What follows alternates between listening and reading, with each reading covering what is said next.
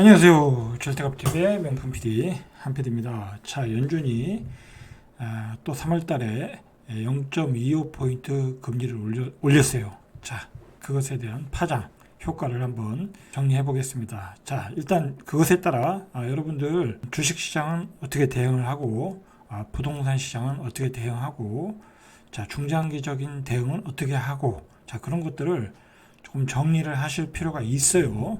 자, 왜 그러냐면, 자, 이번 FOMC에서는 조금 예전보다는 뭐랄까요, 마침표를 찍는 듯한 느낌이 있어요. 일단은 점도표에서 5.1%, 그러니까 한 번 정도만 더 올리는 것으로 마무리를 하겠다고 했으니까, 그게 다수였으니까 금리 인상을 한 번 더 하고 마무리된다라고 보시면 되겠죠. 자, 그것에 맞춰서 이제 각자 주식시장, 뭐 부동산 시장에서 전략을 짜면 되실 것 같아요.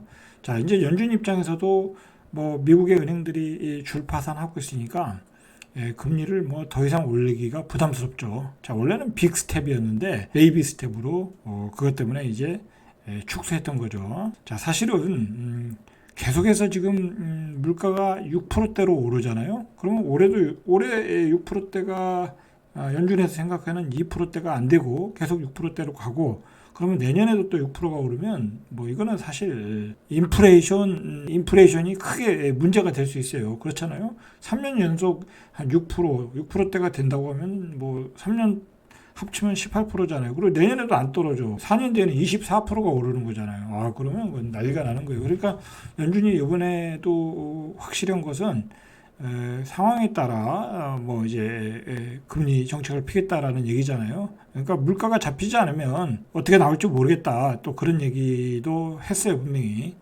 올릴 수도 있다라는 얘기예요. 그리고 중요한 거는 올해는 뭐 확실하게 금리 인하는 없다라는 얘기잖아요. 또 그것도 중요한 거고.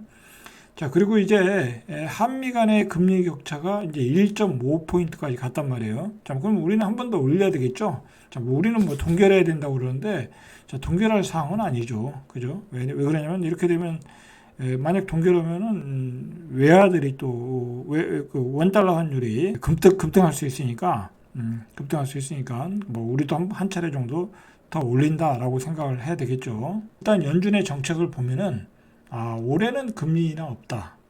이건 확실히 못을 박았어요. 가끔 경기가 안 좋아서 뭐 금리 인하를 할 것이다라는 전망들이 많이 나왔는데, 그런 말은 믿으면 안 돼요. 연준에 맞서지 말라고. 자, 연준은 금리 인하를 안 하겠다. 자, 연준이 아직까지 확실하게 기준점을 잡고 가는 것은 인플레이션 2%죠. 지금 6%니까 인플레이션을 잡을 때까지는 절대 금리 인하 없다. 자, 그 얘기하는 거예요. 물가와의 싸움이 아직 끝나지 않았다라는 거예요. 2023년 남은 기간 동안 금리 인하는 없다. 자, 이것은 못을 박았어요. 자, 그리고 점도표에서 최종금리를 5.1%, 그래서 최종금리가 한 5.25%그 정도 라고 생각하면 되겠죠. 자, 그런데 이것도 유동적인 거예요. 뭐 금융시장이 안정적이고 또 뭐 주식 가격이 또 급등을 하고, 이렇게 또 금리 정책을 피면 금리를 다 올렸다고 또 주식시장이 급등할 수 있잖아요. 그리고 또 고용률이 뭐랄까요, 실업률이 낮게 나오고, 오늘도 실업률이 낮게 나왔거든요. 그게 또 인플레이션을 유발하거든요. 그러면 또 정책이 또 바뀔 수 있어요. 또 6%대로 얘기가 나올 수 있어요. 얼마 전에 뭐 바로 직전에 뭐 0.5% 얘기했다가 또 이게 은행이 파산하는 바람에 0.25가 된 거니까, 파산이 좀 진정되고, 그다음에 또 물가가 계속 또 올라가고 그러면 또 나올 수도 있는 거예요. 그거는 이제 이렇게 정책 효과를 주시하고 유연하게 대응하겠다, 뭐 그 의미 속에 다 들어가 있다고 봐요. 그래서 현 시점에서 변화를 예단하지 말라는 의미다. 그러나 일단 상단은 나왔다. 상단은. 자, 이제 그것 때문에 이제 지금 미국의 나스닥 시장이 어제는 뭐 옐렌이 예금자 보호를 안 해주겠다 때문에 안 해주겠다라고 했기 때문에 폭락을 한 거지만, 파월의 얘기만 놓고 보면 주식시장은 호재였거든요. 그럼 오늘 주식시장이 폭등하잖아요. 지금까지는 뭐 폭등하고 있어요. 자, 그리고 우리 주식시장도 그것을 긍정적인 신호로 받아서 굉장히 차트가 좋아졌어요. 잠깐 그 우리 주식시장 얘기하면, 그 일단 시장에서의 그 불확실성이 사라졌잖아요. 아, 이제 금리 한 번만 더 올리면 되네. 그렇죠? 주식은 굉장히 저평가되어 있다고 볼 수 있는 거고, 많이 떨어졌으니까. 자, 불확실성이 해결됐고, 그리고 원달러 환율이 떨어지잖아요, 지금. 아, 원화 가치가 올라가고 있는 거죠. 그 달러 가치가 떨어지고 있는 거죠. 자, 그렇게 되니까 외국인들이 주식을 매수하고 기관들이 매수하면서 주식시장이 뭐랄까요, 21선 위로 올라갔거든요. 차트가 좋아졌어요. 삼성전자도 그렇고. 근데 이제 우리가 앞으로 금융위기가 오지 않겠냐, 앞으로 은행도 줄줄이 파산하지 않겠냐, 이제 그런 얘기를 많이 했잖아요. 자, 그렇게 분명히 될 수 있어요. 중장기적으로 보면 당장은 그렇게 안 된다라는 거야. 그게 당장 그렇게 된다는 얘기는 아니고, 이게 이제 경기 침체가 오고 대출을 억제하고 뭐 그러다 보면 들 파산이 일어나고 그러다 보면 이제 경기 침체가 오는 건데, 그거는 시간이 걸린단 말이에요. 그러니까 지금 추세로 보면 한 번에 단기 랠리는 나스닥과 코스피에서 나올 수도 있다. 그런 생각이 개인적으로 좀 들었어요. 개인적으로 들어서 개인적으로는 주식을 좀 많이 샀어요. 저는 최근에 이제 떨어질 때 좀 모았고, 이번에는 상반기에는 조금 한번 랠리가 나오지 않겠냐. 이 뭐랄까, 이 불확실성이 해소된 상황에서 나오지 않을까, 그렇게 주식시장은 제가 전망은 그렇게 하고 있어요. 뭐 저도 그렇게 투자를 했고, 14일 미 노동부가 발표한 2월 소비자 물가지수 CPI는 전년 동월 대비 6.0포인트 상승해 8개월 연속 하락했다. 근데 이게 하락에 별 의미가 없어요, 이제는. 뭐 이제 그 고점에서 하락하는 거니까 하락의 폭이 중요한 거죠. 그죠? 폭이 중요한 건데, 폭이 많이 떨어지지 않으면 연준은 계속해서 올릴 수 있다라는 거예요. 그리고 근원 CPI가 떨어지진 않는다는 게 또 문제고. 자, 그래서 작년에는 8%대였는데 지금은 6%대이지만은 그 하락의 폭이 크지 않다라는 게 문제가 되는 거고, 연준도 그래서 계속해서 금리를 올렸던 거죠. 그리고 거기에 대해서 경계를 낮추지도 않고 있고, 그리고 연준은 어쨌든 2%대, 뭐 2%대까지는 아니더라도 3%, 4%대까지는 떨어뜨려 놔야 이게 목표치에 도달한다라고 보고 있는 것 같아요. 연준 입장에서는. 라가르드 ECB 총재는 무엇을 경고했냐면, 인플레 우려가 크다. 이 티포텟이 뭐냐면은 근로자가 이제 인플레이션이 생기니까, 고인플레이션이 생기니까 근로자 입장에서는 임금을 인상해 달라고 요구를 하잖아요. 맞받아치기라는 거야. 그래서 이 티포텟 현상, 그러니까 인플레이션으로 인한 임금 인상 때문에 인플레이션이 우려된다라는 이야기예요. 그러니까 이게 제일 큰 문제라니까요. 고용 시장이 고용 실업률이 높아져야 임금이 낮아지는데, 실업률이 낮아지니까 임금이 올라가고 인플레이션이 반복되고 있다라는 거야. 이 라가르드 총재는 이 티포텟 현상이 일어나고 있다라고 지금 보고 있는 거예요. 그러니까 인플레이션이 지금 쉽게 안 잡힌다라는 이야기예요. 그래서 유럽은 0.5포인트를 올렸죠. 실제로 2월 유로존 소비자 물가는 1년 전 대비 8.5% 올랐고, 11월 달에는 그러니까 2월 달에 8.5, 11월 달에는 10.1, 12월에는 9.2. 이게 점점 낮아지고 있지만 아직도 8.5%대라는 거야. 그리고 에너지 등 변동성이 큰 품목을 제한 그런 물가는 5.6%로 아직도 인플레이션이 결코 잡히지 않고 있다라는 얘기예요. 그러니까 지금 전체적으로 보면 아직도 미국이나 유럽이나 인플레이션과의 전쟁을 하고 있다라고 보시면 돼요. 그러니까 금리를 이 상황에서 또 올렸죠. 자, 그러니까 미국의 경제학자들이 굉장히 난리가 나고 독서를 퍼붓고 있는 거예요, 지금. 굉장히 경제적으로 보면 뭐 금융시장도 그렇고 굉장히 위기 상황인데, 파국으로 치닫고 있는데 무리하게 또 금리를 올렸다라고 파월에게 독서를 퍼붓고 있는 거예요. 자, 그래서 라가르드 총재는 ECB가 금리를 현재 금리 수준의 3% 이상으로 금리를 유지하지 않고서는 물가 압력을 낮추기 어렵다라는 거예요. 지금까지 세계는 물가와의 전쟁을 지금 하고 있는 거야. 자, 우리도 전쟁을 하고 있는 거야. 근데 이제 우리는 그 금리를 올리면 너무 충격이 크니까 지금 한국은행에서 못 올리고 있잖아요. 자, 올려야 돼요. 안 올리면 우리는 물가가 폭등하는 거야. 제가 보기에는 굉장히 위기 상황인데 아직도 사회적으로 과소비가 많아요. 과소비가 많으니까 물가가 떨어지질 않잖아. 근데 서민들의 어떤 소비는 줄어들었거든요.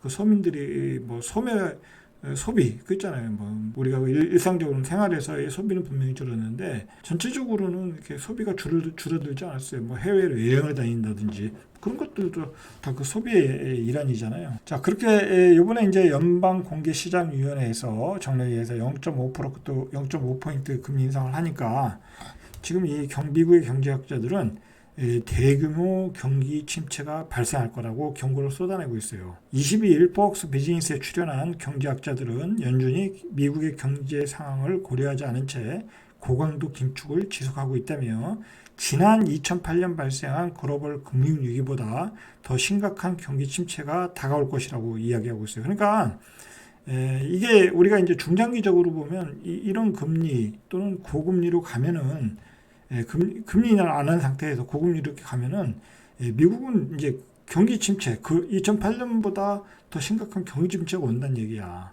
자, 그러니까 우리가 요번에 이제 시장이 한번 반등을 하고 그다음에 조심을 하셔야 돼. 자, 그때 주식시장에서 이익 실현들 다 하시고 현금화 하시는 게 개인적으로는 좋다고 봐요. 너무 무리하게 욕심을 부리면 안 된다라는 거예요. 이렇게 미국이 고금리로 가면 이렇게 또 고금리로 최근에 한 15년, 20년 상황을 보면 이렇게 고금리 있는 경우가 별로 없었어요. 미국 같은 경우에.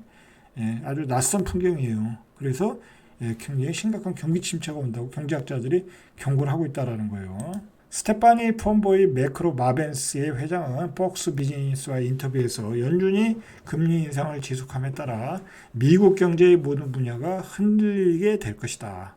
그리고 그는 부동산에서도 은행에서도 기업 신용에도 국한되지 않을 것이며 앞으로 모든 분야에서 2008년보다 더 크고 빠른 침체가 발생할 거라는 거예요. 이거는 뭐 이 경제학자만이 이야기 아니라 미국의 기업가들, 뭐 앨런 머스크라든지 뭐 미국의 헤지펀드 뭐 CEO들 뭐 그런 사람들이 다 똑같이 하는 얘기야. 그러니까 금리 인상에 따라 굉장히 심각한 상황이 초래할 수 있다라는 건 맞는 얘기야. 자, 그러니까 이게 보면은 지금 파월과 지금 미국 뭐랄까요 경제를 대표하는 어떤 기업인들과의 어떤 굉장한 충돌이 일어나고 있는 것 같아요. 그 사람들은 이제 금리를 그만 올려라. 그 사람들은 막 그 대출을 받아서 엄청난 투자를 했을 거 아니야. 그러니까 그만 올려라 그러고 파월 입장에서는 어떤 전 세계 경제를 안정되게 하려면 인플레이션을 잡아야 될 거고 뭐 파월을 물 같은 파월이다 뭐 그렇게 얘기하는데 그런 것 같지는 않아요. 파월도 엄청난 그 압력을 받으면서도 계속해서 금리를 올리잖아. 그렇다고 더 무식하게 올릴 수도 없는 거고. 자, 그러니까 파월도 우리가 다시 평가를 해야 될 것 같아. 개인적으로는 그렇게 생각해요. 뭐 그러니까 뭐 오늘 그 상원 의원인가 그 사람도 뭐 파월 때문에 뭐 경제가 망쳤다 뭐 그런 소리까지 하잖아요. 그런 맹비난을 하잖아. 자, 그런 비난에도 맞서서 그 연준이라는 데가 그 말 그대로 경제에 관한 천재들이 모여 있는 데 아니에요. 거기서 왜 이런 굉장히 센 정책들이 나오겠어. 이 물가를 안 잡으면 이 뭐라 그럴까요? 뭐 미국 경제도 망가지고 세계 경제도 다 망가지고 빈부의 차도 양극화가 되고 그런 심각한 문제가 일어나니까 연준에서 이렇게 강하게 나오는 거 아니에요. 여러분, 이게 금리를 안 올리면 결국은 피를 보는 건 서민이야. 알고 보면 이 금리를 안 올리면 이 이득을 보는 거는 기득권 세력이라고. 그죠? 돈 많은 사람들이라고 투자를 많이 했잖아. 그 사람들은 주식도 부동산도 투자를 많이 했잖아. 근데 서민들은 은행에서 돈 빌려가지고 뭐 부동산을 샀어요. 뭘 샀어요? 아무것도 안 샀다고. 다 전세 살든지 렌트하든지 그런단 말이야. 그런데 금리를 안 올리면 물가가 올라가니까 서민들은 소득은 똑같은데 10%, 20%, 30%, 40% 오른 가격에 렌트비를 내고 식료품을 사 먹잖아. 그러니까 서민들이 힘든 거라니까. 결국은 금리를 안 올리면 그 물가가 폭등하고 결국은 서민들은 굉장히 어려운 상황이 되고 이 신흥국가, 뭐 개발도상 국가에서는 혁명이 일어나고 반란이 일어나고 그러는 거야. 세계가 뒤집어지는 거야. 그런 거를 연준의 경제학자들이 왜 모르겠냐고. 그죠? 그러니까 끊임없이 물가를 잡을 때까지는 올려야 되는 게 맞는 거예요. 뭐 그건 한국은행도 마찬가지고 한국은행도 올려야지. 집값을 잡아야 될 거 아니야. 그죠? 우리 젊은이들이 왜 결혼을 안 하겠냐고. 주택 가격이 비싸니까 결혼을 안 하는 거 아니겠습니까? 그죠? 이 집값을 잡지 않으면 우리 대한민국도 미래가 없는 거야. 그렇기 때문에 물가를 금리 인상을 해서 집값을 잡아야 되는 거야. 자, 이 금리 인상과 관련해서 도널드 트럼프 전 미국 대통령의 경제 자문을 맡았던 경제학자 아트 래퍼도 연준의 통화 정책을 비판하고 있어요. 자, 그는 연준의 과격한 통화 정책, 자, 과격하다 이거야. 그러니까 파월이 굉장히 잘하고 있는 거예요. 파월이 잘하고 있는 거야. 자, 금융기관에 심각한 문제가 발생하고 있다라면서 고강도 긴축과 심각한 레버리지로 금융 시스템의 균열 조각들이 생겨나게 될 것이라고 강조했다. 그러면서 미국의 금융위기는 이제 막 금융위기가 시작됐다고 아트 래퍼가 이야기하잖아요. 그죠? 자, 우리는 이런 말을 새겨들어야 돼. 이렇게 중장기적으로 미국의 금융 시스템에 균열이 가고 위기가 시작됐다라는 거야. 자, 이 상황에서 제가 이제 정리하자면 주식시장은 단기 랠리가 한번 나올 수 있어요. 나오시면 이익 실현하셔가지고 충분히 현금화 하셔가지고 기다리셔야 돼. 그 이상은 어렵다고. 지금 금융위기가 시작됐대잖아. 그죠? 자, 그리고 부동산은 지금은 절대 사면 안 된다. 절대 사면 안 된다. 기다리셔라. 계속 기다리셔라. 지금 뭐 앞으로 좋은 물량들 분양하잖아요. 그죠? 기다리셔라. 충분히 기다리셔라. 그리고 어제도 방송했듯이 허위 신고로 실거래가가 조작되고 있잖아. 그때면서 그게 버블을 예전에도 만들었고 최근에도 그런 사례들이 포착되고 있다고 그러잖아.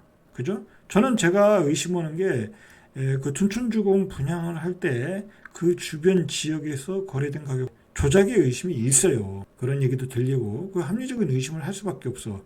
자, 그건 이제 6월달 되면은 조사가 나오거든요. 여러분 6월달까지 일단 기다려 보시라니까 어떻게 되나. 자, 이상 잘때갑TV의 명품 PD 한 PD였습니다.